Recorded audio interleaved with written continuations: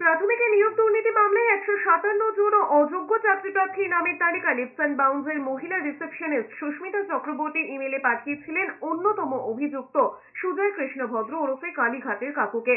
CBI তদন্ত করে দেখেছে ওই তালিকা তারপরে সুজয় কৃষ্ণের কাছ থেকে গিয়েছিল অধুনা বহিষ্কৃত তৃণমূল নেতা কুন্তল ঘোষের কর্মচারী অরবিন্দ রায় বর্মনের কাছে।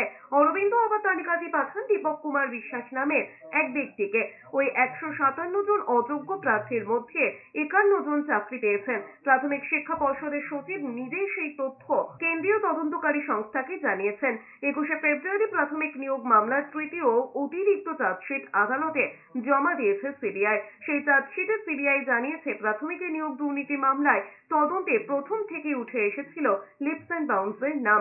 ওই সংস্থার গুরুত্বপূর্ণ পদে ছিলেন এই মামলার অন্যতম অভিযুক্ত সুজয় কৃষ্ণ ভদ্র ওরফে কালীঘাটের কাকু। সিবিআই ইতিমধ্যেই তার বিরুদ্ধে আদালতে চার্জশিট জমা দিয়েছে।